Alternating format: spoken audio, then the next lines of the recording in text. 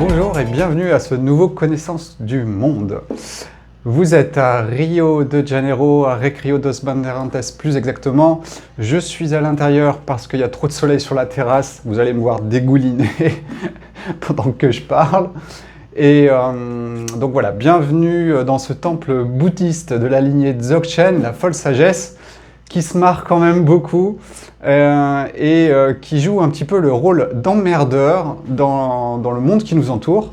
Parce que justement, on va mettre le doigt là où ça fait mal et là où je dirais que les autres restent bien sages à méditer. Donc la folle sagesse, c'est un petit peu ça, c'est rigoler un petit peu de ce qui se passe autour, même si c'est pas toujours très drôle, et essayer de le tourner de la bonne façon pour passer le message, et puis jouer un petit peu les casse-pieds dans ce monde qui, je vous l'avoue, tourne vraiment pas rond. Nous sommes bien loin du rêve de la vie. Et aujourd'hui, nous allons parler de l'écologie. Donc, c'est un connaissance du monde sur l'écologie. C'est un partage que je fais avec vous. Et voilà, c'est ma vérité. À vous de trouver la vôtre. Et on croit rien sur parole. On expérimente, on regarde par soi-même. Et puis, le but, c'est juste de guider la communication un petit peu. Et j'ai intitulé aujourd'hui ce partage écologie et bouddhisme. Alors vous allez me dire, mais qu'est-ce que le bouddhisme a à voir avec l'écologie? Eh bien, si on réfléchit bien, et ce que je vous dis, ça m'a toqué il y a à peine 24 heures, c'était hier matin, je crois, en me baladant sur la plage. Décidément, il se passe tellement de choses quand on se balade sur la plage. Et j'ai fait le rapport avec le bouddhisme. Alors, l'écologie, ça a été mon dada pendant de nombreuses années. Il y a un petit peu plus de 20 ans, non, 10, on est en 2013, non, ça fait un peu plus de 10 ans maintenant. Et donc j'ai eu la chance de pouvoir expérimenter une histoire un peu particulière avec la forêt. Et j'ai construit une maison en rondin, seul, dans la pleine nature, pendant 2 ans, où j'ai coupé des arbres. Alors je leur ai un petit peu parlé, quand je les coupais, je leur expliquais à quoi ils allaient servir, et donc j'avais déjà ce sens du contact avec cette interdépendance que l'on a avec le milieu.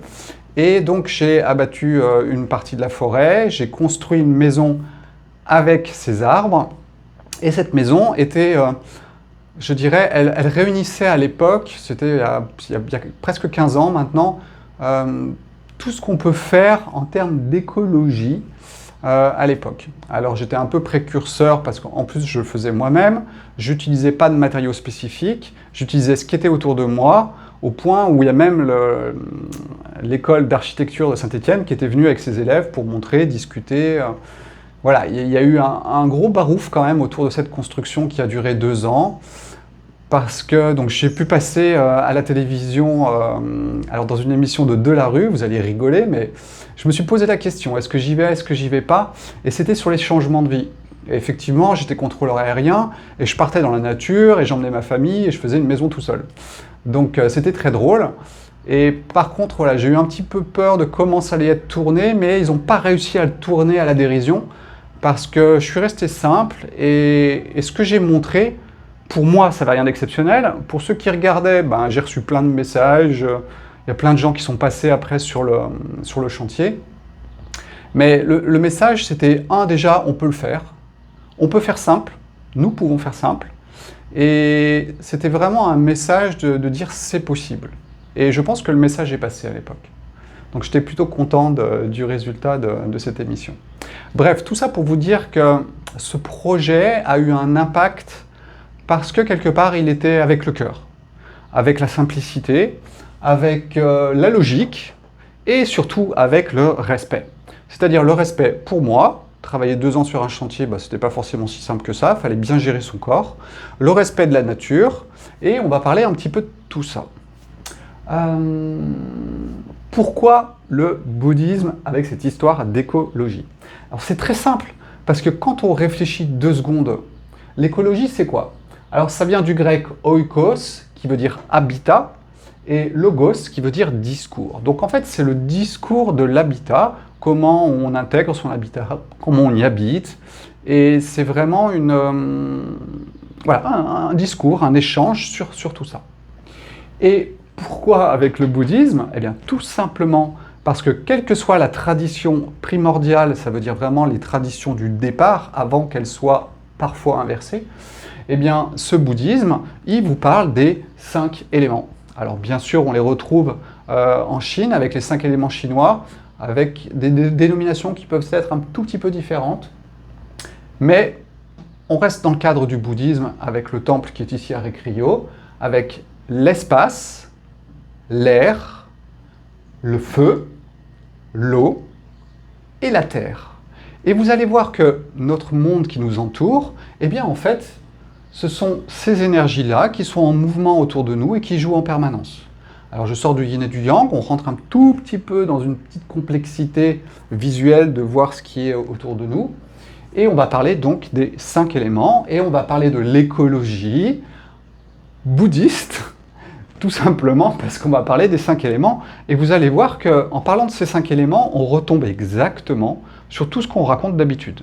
Donc ce qui est très intéressant, quand on étudie la gnose, c'est-à-dire cette connaissance du monde qui nous entoure, qu'il soit au niveau stellaire, qu'il soit au niveau de la Terre, ou même qu'il soit en dessous de la Terre, eh bien, cette connaissance vous permet d'embrasser le monde. Et Pascal a fait une vidéo hier où il présentait un petit peu le temple, et je pense que la force du temple qui est en train de se créer et qui est en train de prendre son ampleur ici est vraiment dans le fait d'embrasser le monde. Hein, on appelle ça, en yin-yang, on appelle ça aussi la macrobiotique, mais c'est la vie en grand. Et quand il vous raconte que, bah oui, Nicolas, il prend le côté plutôt Inde et puis Europe, moi je prends plutôt le côté Japon, Chine, Pascal prend tout le côté Sud, et il nous manque juste un Esquimau pour faire le Nord. Et puis on aura les quatre points cardinaux. Mais c'est juste que ce temple bouddhiste, il intègre tout. En ayant bien sûr un cadre bouddhiste au départ, mais au bout du compte, on peut passer de l'un à l'autre, alors plus ou moins facilement en fonction de nos habilités. Alors moi j'ai un peu du mal, je vous avoue, à rentrer dans la profondeur de la connaissance de Nicolas. Je suis plus proche de Pascal, c'est plus simple, c'est plus comme ça, là où Nicolas est plus dans la transcendance de beaucoup de choses. Et moi, je vous avoue, j'ai mon côté taoïste qui est très cartésien, et puis c'est blanc ou c'est noir, et du coup c'est un petit peu moins nuancé. Mais voilà, tout ça vous donne un panel hyper large, et ça nous permet d'être en contact de tout le monde. C'est-à-dire que toute personnalité, quelle qu'elle soit, normalement, elle peut trouver dans le temple des choses qui vont lui parler. Et c'est ça qui est vraiment très intéressant, et du moins c'est là que ça m'amuse d'être ici au Brésil et de partager ça, parce qu'en fait c'est vraiment un partage. Et un partage sans un est nul, un est bon, il n'y a pas de jugement, c'est juste qu'en fait il y a une intégration des uns et des autres ensemble. Et là je vous avoue que c'est quand même assez extraordinaire. Et voilà, je remercie Nicolas et Pascal au passage pour partager tout ça avec moi, parce que ben voilà, on est content d'être là, on est content de partager ça avec vous. On essaye le plus possible maintenant d'ouvrir les portes ici au Brésil, en sachant que bah oui, il faut s'adapter aussi au Brésil, mais on a les capacités de le faire, on a cette ouverture, donc il n'y a aucune raison. Il faut juste maintenant qu'on nous connaisse un petit peu plus. Donc là, je suis encore en français, donc je parle encore avec des Français, mais c'est pour ça qu'on intègre de plus en plus aussi le portugais dans les cours, parce que c'est important, on est ici pour ça, et on nous a accueillis ici bien gentiment et les bras grands ouverts. Et voilà, même avec le Uber dans la voiture, je parle de santé, c'est très drôle en fait, parce que cette intégration, bah, on l'a en nous aussi, et quelque part, on essaye de la donner autour de nous. Un peu moins médiatiquement, mais ça va se faire petit à petit, je pense, c'est en cours, je pense que c'est en cours. Donc, revenons à nos moutons. Respect de la nature, respect des équilibres, parce que ça c'est vraiment quelque chose qui est très important dans le taoïsme, mais c'est cette notion des équilibres. Alors ça ne veut pas dire qu'il faut être tout le temps pile au point d'équilibre, il n'existe pas, d'accord? L'équilibre parfait n'existe pas. Donc ne cherchez pas à être des écolos à fond, parce que vous êtes dans un extrême. Alors là je vous incite à regarder un petit peu la vidéo que j'ai faite sur les conflits intérieurs, et vous verrez que quand vous êtes dans un extrême, c'est que vous n'êtes pas dans l'équilibre et que c'est l'ego qui prend la main.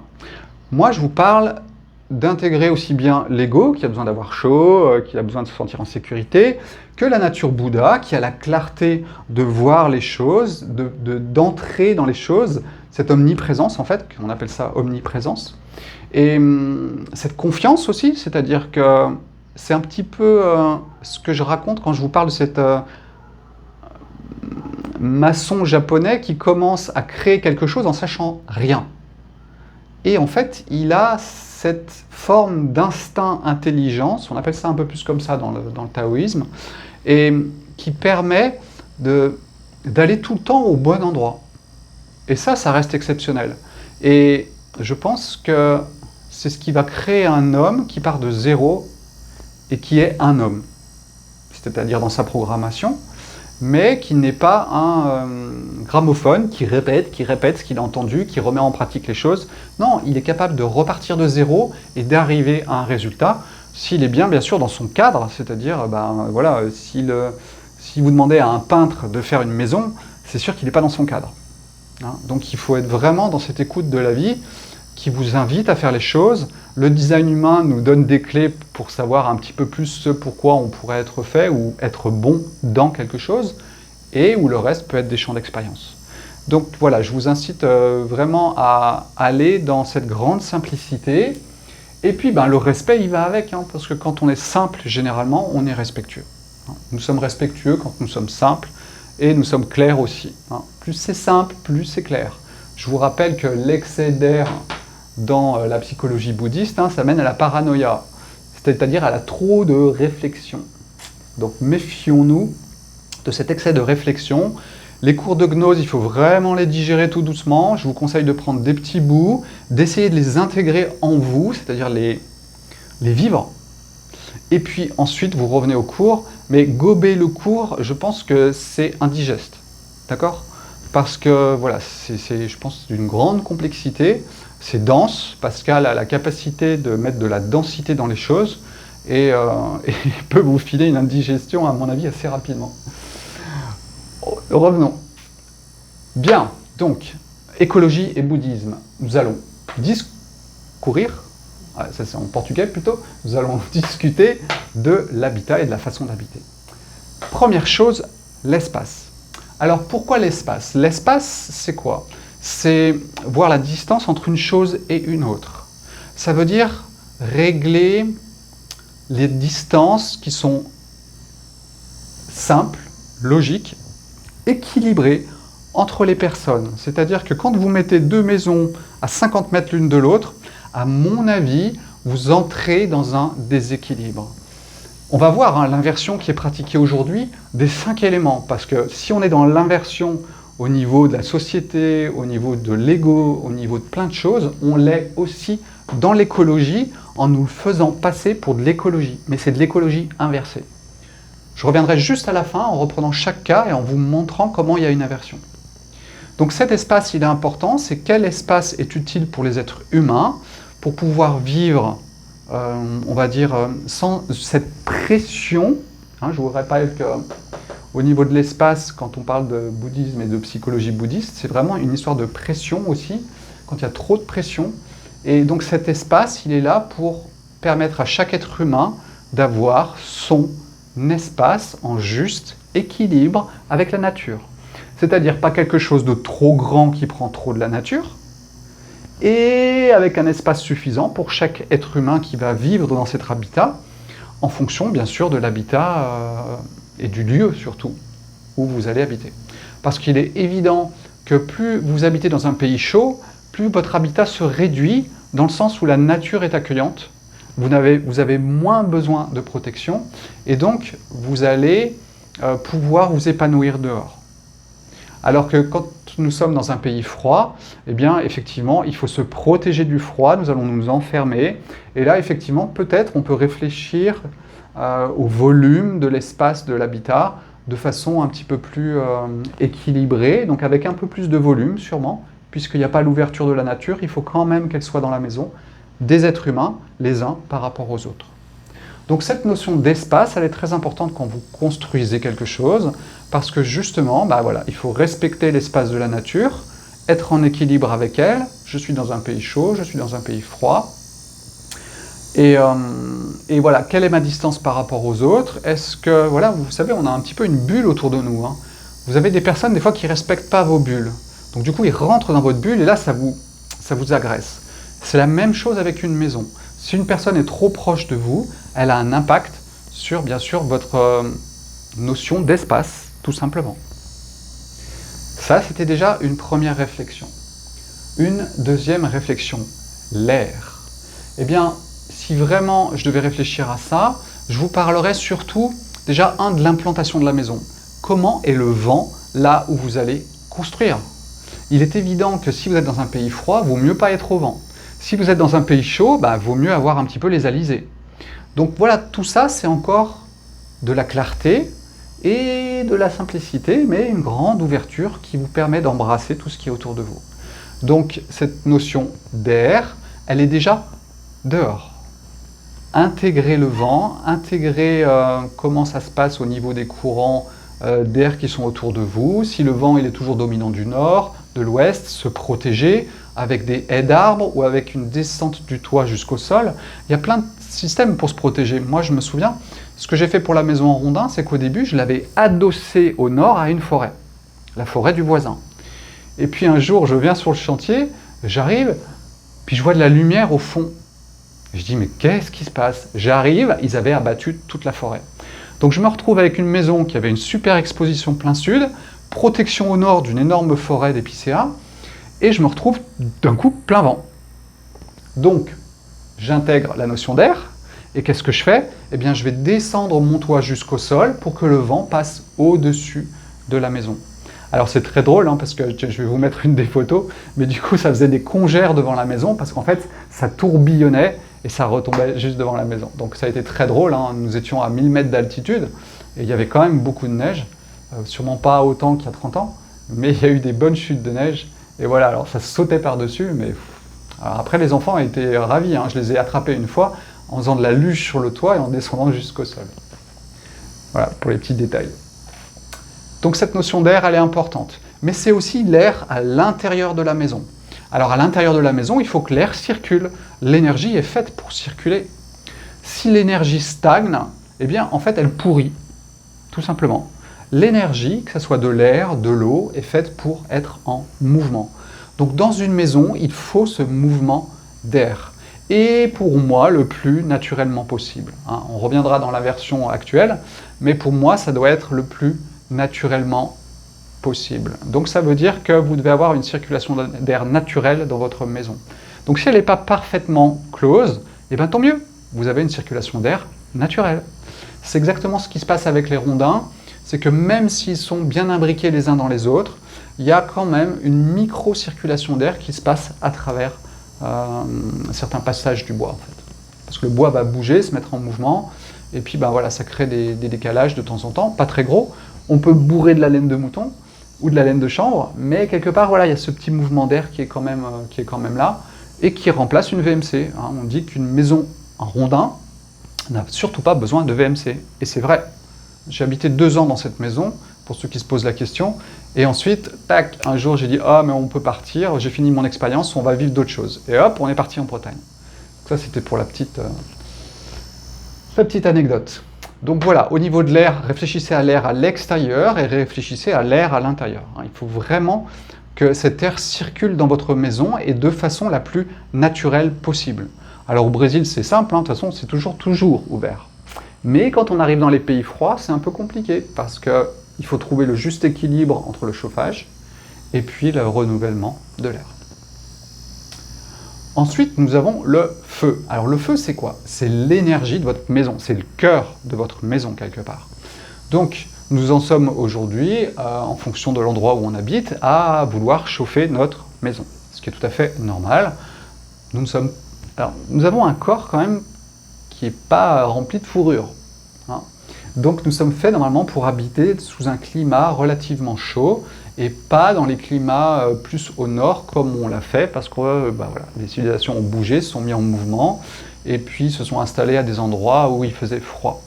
Donc nous avons été obligés de mettre du chauffage dans nos maisons. Donc ce feu, il faut y réfléchir aussi. Quel type de chauffage je vais utiliser? Personnellement, je pense que restons simples, logiques, dans le respect de la nature. Alors, je pense qu'une des meilleures technologies aujourd'hui pour se chauffer, c'est simplement le bois, voire le charbon, même si je sais que ça crée beaucoup de pollution. Donc, peut-être que le bois reste quelque chose de relativement idéal par rapport à aujourd'hui. Mais voilà, il faut y réfléchir et en avoir une utilisation la plus, je dirais, logique et globale possible. Moi, je me souviens, j'avais construit, donc j'avais acheté un poêle, hein, on pouvait mettre des bûches d'1 mètre dedans. Je l'avais semi-enterré au niveau, c'était une maison de plein pied, au niveau du rez-de-chaussée. Elle était sur pilotis. Donc j'avais semi-enterré le poêle, et donc il chauffait sous la maison.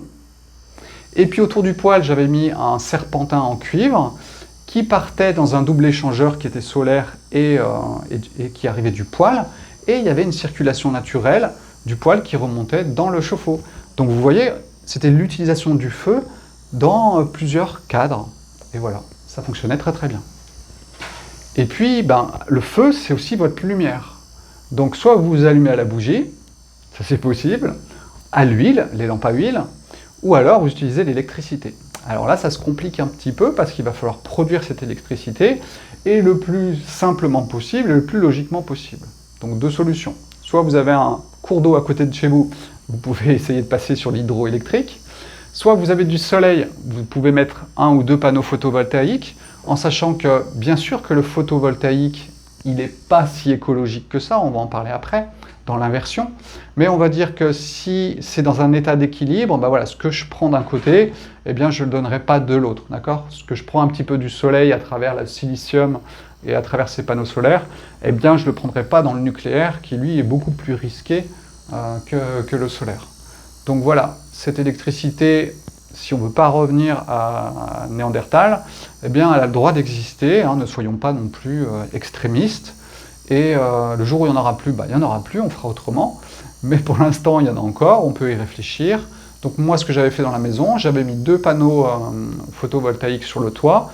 J'avais recyclé des batteries des banques, c'est-à-dire que les banques ont des batteries en cas de coupure de courant pour sauvegarder. Et donc j'avais mon beau-frère qui travaillait dans la sécurité des banques, et je lui avais demandé de me récupérer des batteries de banque. Donc voilà, j'avais ces champs de batterie qui étaient là, et ça fonctionnait avec le solaire. Et puis au niveau de notre consommation électrique, voilà, on avait mis vraiment des LED partout, donc c'était le minimum. Je sais, les LED c'est pas parfait, il faut de l'énergie pour le produire, mais une fois que vous l'avez, normalement ça peut durer assez longtemps aussi. Encore une fois, c'est pas la perfection qu'il faut chercher, c'est essayer de trouver un état d'équilibre acceptable par rapport au milieu, par rapport à laquelle on vit, et sans rentrer dans des jugements et des disputes qui n'en finissent jamais sur c'est bien ou c'est pas bien. Ensuite, l'électricité, donc ça c'était un point important. Et j'avais aussi un groupe électrogène, parce que quand vous avez 50 cm de neige sur le toit, alors c'est bien pour l'isolation, parce que quand on est en altitude avec du -11, eh ben vous avez 50 cm qui est à 0. Donc ça c'était pas mal. Donc pente de toit pas trop droite. Par contre, ça voulait dire qu'il fallait une bonne, je dirais, structure au niveau de la toiture. Et c'est pour ça que j'avais recyclé mes arbres et les tiges des arbres en chevrons. Donc ce qui recouvre, hein, ce qui va faire votre surface du toit, c'est les chevrons qui va soutenir. Et donc j'avais utilisé ça. Alors ce qu'il faut savoir, c'est que quand vous prenez un bois, si vous le délignez, eh bien vous lui enlevez 30% de sa force. Si vous prenez le bois en entier, que vous le posez, que vous mettez des choses dessus, eh bien il a toute sa force. Donc c'est vrai que j'avais gardé les tiges des arbres, et du coup j'ai pu recycler comme ça les tiges des arbres. Donc j'en étais où? Parce que j'ai dévié. Je vous parlais donc... Ah oui, c'est ça. Quand on est dans un endroit froid, l'hiver, il y a la neige sur le toit, les panneaux photovoltaïques, j'allais les dégager régulièrement. Mais c'est vrai qu'une machine à laver, par exemple, consomme beaucoup d'énergie. Et oui, il y avait une machine à laver. En fait, je crois qu'il y avait plus de technologie dans ma maison que dans une maison normale. C'était un peu la maison Géo trouve tout. D'ailleurs, quand je l'ai vendue, j'ai eu beaucoup de mal à la vendre. Tout le monde était content de voir cette maison, et puis dès qu'on rentrait dedans, on se disait, voilà, je vais vous parler de l'eau tout à l'heure, mais ça pouvait être compliqué pour certains. Je vous parle de l'électricité, c'était une machine à gaz. Et voilà, chacun il pouvait y voir ses peurs, et ça a été très drôle de voir un petit peu comment chacun allait toucher sa propre peur à un endroit, à un moment ou à un autre. Ça s'est terminé que c'est un dentiste parisien qui l'a acheté, qui l'a relié au réseau, etc. etc. Alors qu'elle était indépendante, hein. Eau, électricité, et voilà, complètement indépendante. Et sans source, je vais vous expliquer après. Donc ça, c'était pour le feu. Je pense que j'ai fait un petit peu le tour. Voilà. Ensuite, vous avez l'eau. Alors l'eau, c'est quelque chose qui est primordial, hein, pour boire, et puis pour être utilisé pour la cuisson, pour beaucoup de choses. Donc ça, c'est aussi un point qui est très important. Le respect de l'eau, c'est quoi? C'est le respect, je dirais, de la traiter. C'est-à-dire que moins vous traitez l'eau, mieux c'est, parce que après vous allez la relarguer dans dans l'espace naturel, et vous allez la relarguer avec plein de produits chimiques dedans. Donc c'est ce qui va créer un empoisonnement de l'eau. C'est là qu'on tombe dans l'inversion.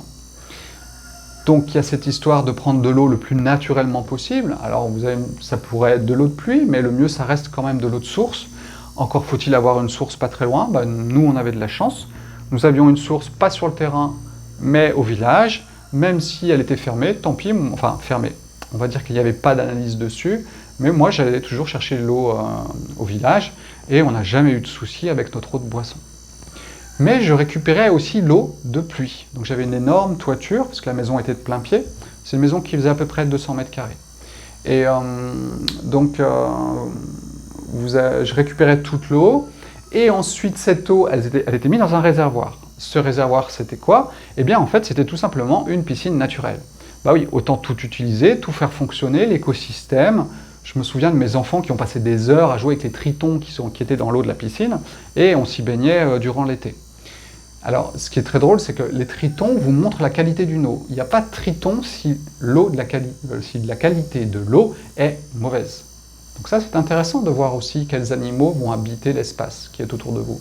Si vous êtes dans le respect, la simplicité et la logique, eh bien vous verrez que vous vous intégrez dans l'espace et que les animaux s'intègrent avec vous et vivent en communion, en interaction avec vous. C'est exactement ce qui s'est passé. Donc j'avais un réservoir d'eau, j'avais créé au fond, quand on l'a creusé, un système de pompage de l'eau au fond, et ensuite donc, la maison était alimentée par la pompe, un surpresseur, donc qui mettait tout le système de la maison sous pression, et ensuite il y avait quelques filtres. Voilà. J'avais acheté un filtre à ultraviolet, je ne l'ai jamais posé, on n'a jamais eu de problème de quoi que ce soit dans la famille pendant 2 ans, et ça s'est très bien passé. Donc bien sûr que si j'avais fait une analyse chimique, elle était vraiment pas bonne, mais voilà, vivre avec le monde, c'est aussi vivre avec les bactéries, vivre avec les virus, et c'est comme ça qu'on obtient un corps aussi qui fonctionne très bien, parce qu'on accepte de vivre avec le milieu extérieur. Quoi d'autre par rapport à l'eau? Non, voilà, l'eau de boisson c'est très important. Alors aujourd'hui, il existe des systèmes de filtration qui sont intéressants. Je vous incite vraiment à filtrer votre eau, parce qu'aujourd'hui, elle est de plus en plus empoisonnée par beaucoup de choses, et à mon avis, on ne sait pas tout. Et puis, nous arrivons au dernier sujet, qui va être la terre. Alors pourquoi la terre? Tout simplement le respect et l'intégration de la terre. C'est-à-dire que vivre dans une maison, ça veut dire manger dans une maison. Ça veut dire que nous allons cultiver des choses, et que nous allons les manger, que nous allons les réintégrer avec le compost, avec les techniques comme la permaculture, et c'est fonctionner vraiment dans le milieu avec un échange. Alors bien sûr que si vous êtes à 1000 mètres d'altitude, je peux vous dire que c'est compliqué. Parce que je me souviens de mes choux qui avaient passé l'hiver sous la neige, et les chevreuils venaient les grignoter sous la neige. Mais c'était magique à observer, parce que par exemple la mâche, la salade, la mâche, eh bien elle poussait sous la neige au printemps. Et ça montre le côté yang et costaud de la mâche. Donc si vous êtes en France, c'est l'hiver, mangez de la mâche. C'est le mieux que vous puissiez faire en termes d'équilibrage du yin et du yang alimentaire. Donc cette terre, il faut la respecter. Je la respecte comment? Eh bien en essayant, encore une fois, n'essayons pas d'être parfaits. Ayons une idée de cette logique d'échange et essayons de faire du mieux que l'on peut. Donc ici au Brésil, ils font vraiment pas attention au sac plastique. Alors ça, c'est vraiment le truc, c'est compliqué.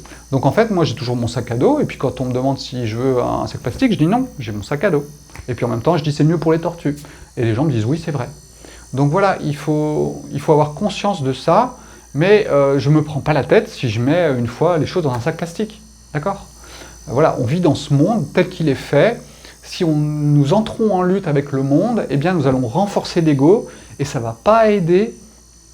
Encore faudrait-il que nous ayons besoin d'aider quelque chose, parce que là on se place en tant que sauveur, mais on va dire que voilà, il faut qu'on participe à la vie du monde qui est aujourd'hui autour de nous, que ce soit en prenant un sachet plastique, en mettant du carburant dans sa voiture, ça fait partie du jeu. Essayons juste de rester dans un état d'équilibre par rapport à ça. Moi je circule quasiment qu'en vélo, mais j'ai aussi une moto et j'ai aussi une voiture. Mais elle ne circule pas beaucoup, surtout la voiture elle est toujours en panne. Mais voilà, c'est juste une histoire d'échange entre les uns et les autres, et ne pas empoisonner la terre avec des hormones, avec des produits chimiques. Ça reste dans le respect de la nature et de l'équilibre. Voilà. C'est ça pour moi qui est très intéressant. Alors je suis balance au niveau de mon signe, et que ça soit au niveau de l'astrologie sidérale ou de l'autre, bah, mon signe il ne bouge pas, il reste dans la balance. Et voilà, c'est comprendre ces notions d'équilibre, et on essaye de rester un petit peu au milieu, mais c'est vrai que des fois on va à droite, des fois on va à gauche, et c'est pas grave. L'important c'est de revenir dans la connaissance, la gnose, et la conscience de ce que l'on fait. Voilà. Qu'est-ce que nous pouvons dire au niveau de la terre? Voilà, c'est surtout, je pense, au niveau de l'agriculture que je me focaliserai. Et puis voilà, j'avais choisi de faire cette maison sur des pilotis parce que je voulais que si un jour la maison disparaît, eh bien en fait il ne restera rien. Le bois, il va partir, et puis je dirais presque même, normalement les pilotis étaient censés être faits sur les rangées d'arbres. Au début mon projet, donc c'était une plantation que j'avais achetée, une plantation d'épicéa. Et il y avait donc des rangées d'arbres qui étaient espacées tous les 3 mètres, 3 mètres 50, je ne sais plus. Ouais, peut-être 2 mètres 50, je ne me souviens plus. Et je m'étais dit, c'est simple, quand j'abats la forêt, je vais couper à la même hauteur tous les troncs. Et je pose la maison sur les troncs. Et puis il y a plein de gens qui m'ont dit « Ah mais non, t'es fou, il faut pas faire ça ». Et puis ben voilà, nous étions avec 3 enfants en bas âge, et je me suis dit « Ouais, on va peut-être pas mettre en insécurité tout le monde ». Et donc j'ai fait déraciner les arbres, et j'ai créé des petits pilotis de 20 sur 20 qui tenaient la maison. Il y en avait, je sais plus, une trentaine. Et ça soutenait la maison. Une maison en rondin, c'est léger. Et tout s'est bien passé. Voilà. Par contre, je reste persuadé, et j'en démords pas, que j'aurais pu la construire sur les troncs, parce qu'un tronc d'arbre, déjà en pleine nature, il met des dizaines d'années à disparaître. Imaginez sous une maison et au sec. Donc voilà, je me suis fait un peu influencer. C'est rare dans ma vie, mais là, je me suis fait un petit peu influencer, et c'est comme ça que ça s'est terminé. Donc voilà, la notion de la terre, elle est importante, ne pas empoisonner la terre, parce qu'ensuite je mange la terre, ou du moins je mange la terre à travers les végétaux qui vont pousser dessus. Donc si j'empoisonne la terre, je m'empoisonne. Donc c'est un respect de moi, et c'est un respect aussi de la nature, et qui va ensemble. En bouddhisme, c'est ce qu'on appelle l'interdépendance, c'est-à-dire que nous sommes tous les uns et les autres dans le même circuit, et donc si je ne fais pas attention aux autres, je ne fais pas attention à moi. Alors bien sûr que celui qui ne fait déjà pas attention à lui, à mon avis, il ne fait pas attention aux autres. Est-ce qu'il est dans un extrême ou pas? Alors il y en a qui font trop attention aux autres et qui ne font pas attention à eux. Vous voyez comme on tombe dans les extrêmes, et allez regarder cette vidéo que je vous ai faite sur la psychologie taoïste, parce qu'elle est vraiment, elle vous explique un petit peu tout ça. Donc voilà, espace, air, feu, eau, terre, je pense qu'on a fait le tour.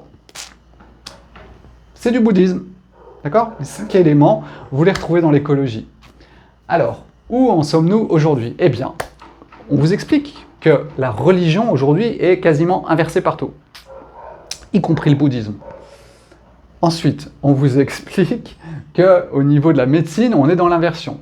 En termes de psychologie, on est aussi dans l'inversion avec Freud.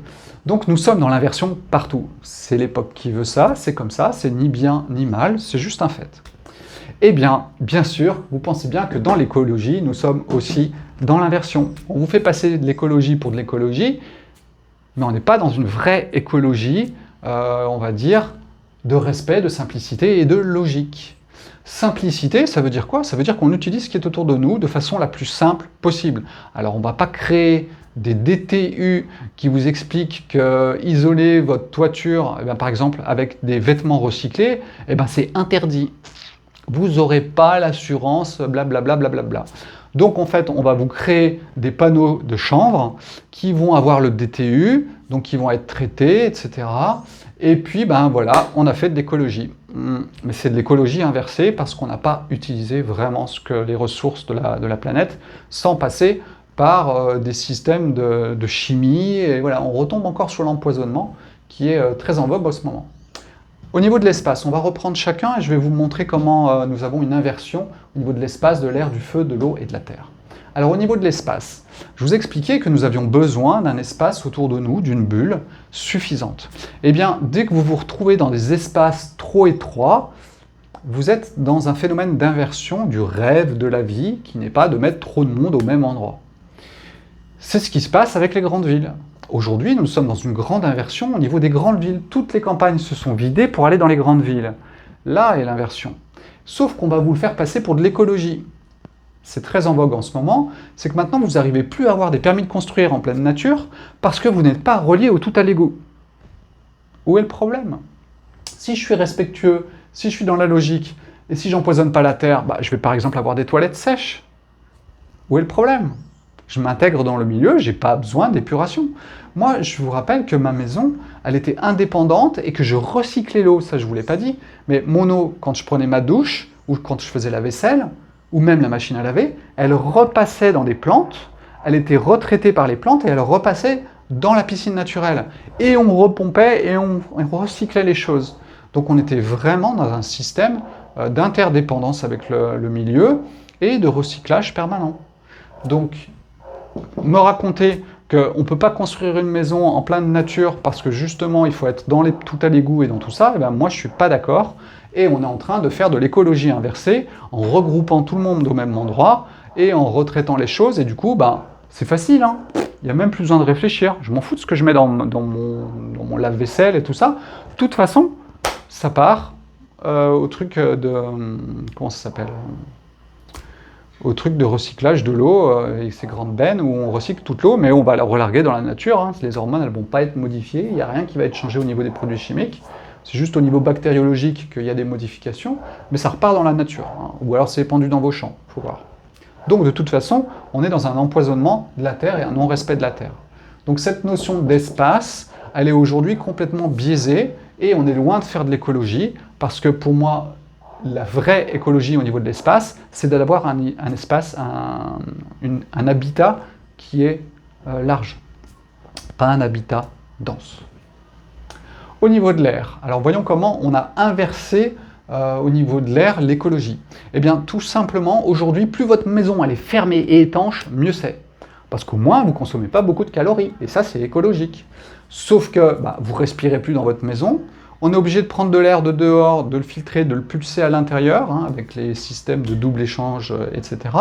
Donc, vous créez une circulation totalement artificielle de l'air. Au niveau bactériologique, c'est vraiment pas une bonne idée non plus. Donc on fonctionne dans un système qui est complètement biaisé. Je vais vous donner un petit exemple de l'air vicié d'une maison. Alors j'avais un dentiste qui était en Savoie, qui avait été dentiste en Afrique. Et il expliquait qu'en Afrique, lui, toutes ses opérations au niveau de son cabinet se faisaient fenêtre ouverte. Or, en France, vous n'avez pas le droit d'ouvrir votre fenêtre si vous êtes dentiste. Parce qu'en termes bactériologiques, il faut que ça soit un système zéro bactéries. Mais c'est une grande bêtise, parce que toutes les bactéries s'auto-équilibrent entre elles.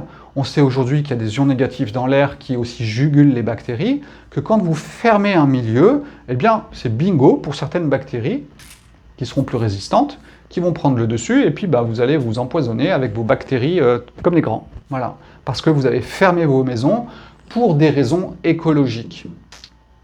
Alors, je ne dis pas qu'il n'y a pas la vision de l'autre côté, hein. Je dis juste comment on a inversé les choses et comment on peut se retrouver un petit peu la tête en bas. Ensuite, le feu. Alors là, c'est simple, allons directement au feu atomique, hein, puisque là, on est vraiment dans l'inversion par rapport à l'utilisation de l'électricité et tout ça, et on est vraiment dans un système où on est dans une inversion du feu, et nous avons aujourd'hui construit des... comment on va dire, des cimetières qui peuvent péter quand on veut. Hein, j'ai lu encore un article il y a quelques jours d'un ingénieur des centrales nucléaires qui disait qu'il y a beaucoup plus d'incidents qu'on ne le croit, sauf qu'à chaque fois on les minimise, on n'en parle pas, mais c'est beaucoup plus important qu'on ne le croit et ça va finir par nous péter à la gueule, si je peux me permettre. Hein. J'ai pas l'habitude d'utiliser des gros mots, mais un jour ou l'autre, ça va vraiment mal se terminer. On l'a vu avec ce qui s'est passé au Japon, même si c'est possiblement pas totalement naturel au niveau de la vague, mais on va dire qu'il y a ce risque qui est là aussi, et la vie, elle nous invite à comprendre qu'il y a un risque qui est énorme. Tout ça pour avoir du feu, soi-disant écologique, pour pas utiliser le charbon, le bois. Donc voilà, même aujourd'hui, je dirais presque que le bois, on est dans une écologie inversée, dans le sens où on va vous faire des pellets. Ah, c'est bien gentil, mais ces pellets, ils fonctionnent avec quoi? Avec le feu et avec l'électricité. Si vous avez une panne électrique, je peux vous dire que votre poêle à pellets, il ne fonctionne plus. Si demain les usines s'arrêtent, comment vous faites pour trouver les pellets? Donc moi, je ne suis pas pour les poêles à pellets. Je comprends que ce soit très pratique, mais alors, pour moi, on est encore dans une inversion pour le confort de l'ego, tout simplement. Donc méfions-nous un petit peu de tout ça, et essayons toujours d'avoir ce recul, et nous sommes là pour vous casser un peu les pieds, et vous montrer peut-être les choses, non pas en disant que c'est bien ou que c'est mal, c'est juste, on parle d'inversion ou de pas. Est-ce qu'on est dans le rêve de la vie, ou est-ce qu'on est dans le rêve de l'ego qui s'enferme et qui va créer ce qui est en fait autour de nous aujourd'hui. Mais ça fait partie du rêve de la vie, d'emmener les êtres humains dans ce genre d'expérience, sûrement, puisqu'au niveau stellaire, on peut sûrement expliquer ce qui se passe aujourd'hui, c'est pas un hasard. On vous l'explique par rapport aux constellations, par rapport à tout ça, et voilà, c'est intéressant de le voir aussi. Ça fait partie du jeu. L'important est pour moi d'être dans la conscience, et quelque part, cette illumination qu'on peut avoir, c'est tout simplement de la conscience. Voilà. Et de ne pas être dans les jugements. C'est-à-dire que si on rejette quelque chose, ce n'est pas de l'éveil. L'éveil, pour moi, n'est pas un rejet. L'éveil, pour moi, est au contraire une intégration de tout ce qui est autour de nous. Voyons ce qu'on fait maintenant avec l'eau. Ah bah alors l'eau, c'est très bien. Alors maintenant, l'eau, on la prend, ensuite on la pollue, ensuite on va polluer son organisme avec, et ensuite on va le relarguer dans le milieu autour de nous. Donc ce que l'on fait aujourd'hui avec l'eau, c'est une vraie catastrophe, et je pense qu'on ferait mieux d'avoir des filtres, et chacun dans ses maisons, plutôt que de traiter ça avec des grosses quantités de produits chimiques. Mais voilà, la concentration des habitats a créé des canalisations, et voilà, il y a des bactéries dans les canalisations. En fait, nous avons créé le problème. Voilà. Là où d'habitude, le problème, quelque part, il n'existerait pas. Hein, vous ne construiriez pas une maison si vous n'êtes pas près de l'eau. Vous ne viendrez pas à l'idée, normalement, de construire une maison en plein milieu d'un endroit désertique. Sauf s'il y a une oasis.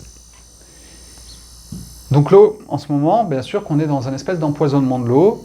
Il faut savoir quand même que je pense que nous avons les technologies aujourd'hui, en termes de feu, pour faire des choses vraiment écologiques. Sauf que ces technologies, elles peuvent être aussi, et elles le sont, très mal utilisées dans l'inversion. Nous avons aujourd'hui accès à la connaissance du feu, de façon beaucoup plus,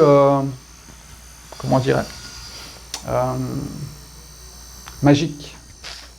Mais voilà, pour l'instant, ceux qui ont le pouvoir le maintiennent dessous et l'utilisent à mauvais escient. Donc le jour où ça va s'arrêter, nous allons enfin pouvoir profiter de l'énergie dite libre, qui est le fait de concentrer l'énergie qui nous traverse en permanente. Nous sommes un appareil à énergie, nous sommes des concentrateurs d'énergie. Eh bien, nous pouvons construire des objets qui concentrent l'énergie, et ensuite il suffit de la faire passer d'un état haut à un état bas, et ça crée un flux. C'est simple. Voilà, il faut juste agencer les bonnes choses, sûrement des pyramides, sûrement du quartz, sûrement des solénoïdes, et vous mettez tout ça ensemble, et vous allez créer de l'énergie libre. Ça me fait rire, parce qu'à 20 ans, je m'amusais avec des pyramides remplies de sable, et avec des solénoïdes, et des cristaux de quartz. Donc ça, c'est ce que j'avais à vous dire à propos de l'eau. Maintenant, passons à la Terre. Eh bien, quel respect de la Terre nous avons? Eh bien, pas beaucoup, puisque quand on regarde un petit peu l'agriculture aujourd'hui, nous sommes vraiment dans un empoisonnement total de la planète. Et la Terre, le respect de la Terre, la simplicité, voilà, ça a disparu. Donc bien sûr qu'il y a les contre-mouvements qui ont créé ou qui ont remis au goût du jour certaines choses. Et voilà, je tiens à remercier d'ailleurs ce chercheur japonais qui a mis la permaculture de nouveau au goût du jour, le fait de recouvrir le sol, et en ayant des meilleurs rendements. Donc en fait, c'est un faux problème. L'écologie aujourd'hui est un faux problème dans le sens où si je respecte la logique et la simplicité du rêve de la vie, je suis dans l'écologie et je peux discuter de l'habitat et le faire de façon très simple et spontanée, sans trop se creuser l'esprit avec plein de techniques différentes. Restez simple, faites du mieux que vous pouvez. Alors bien sûr que je sais, voilà, moi aussi j'ai habité des fois en ville, des fois j'habitais à la campagne, des fois il n'y avait pas d'eau, des fois il y en avait. J'ai conscience de tout ça. Et je reste tranquille et calme et clair par rapport à tout ça. Et j'essaye de faire au mieux. Puis des fois j'y pense pas, hein, je suis comme tout le monde. Des fois, oui, moi aussi j'ai pris un sac plastique, j'ai pas réfléchi. Et donc voilà, il ne faut pas rentrer dans une culpabilisation, parce que là, on est encore dans le rêve de l'ego, qui dit qu'il y a des victimes, des bourreaux, des sauveurs, et donc nous allons être piégés encore pendant quelques temps. Voilà ce que j'avais à vous dire aujourd'hui. Pourquoi bouddhiste? Parce que nous avons bien pris les 5 éléments, l'espace, l'air, le feu, l'eau et la terre, avec un respect, une logique et une simplicité de ce qui est autour de nous. Voilà. Le bouddhisme, c'est aussi une vision du monde, mais vous allez le retrouver dans l'islam, vous allez le retrouver dans les autres religions. C'est pas le bouddhisme qui a la médaille d'or de quoi que ce soit. Hein. Surtout aujourd'hui, quand on voit comment il est pratiqué, on est loin du bouddhisme originel, comme on est loin du catholicisme originel aussi. Hein. Nous sommes passés dans les inversions de tout ça. La vérité arrive petit à petit, ça va faire mal, ça va faire très mal, mais nous sommes obligés de passer par cela parce que notre ego a été tellement enfermé dans son rêve que sortir du rêve de l'ego, à part le faire exploser, je ne vois pas trop de solution.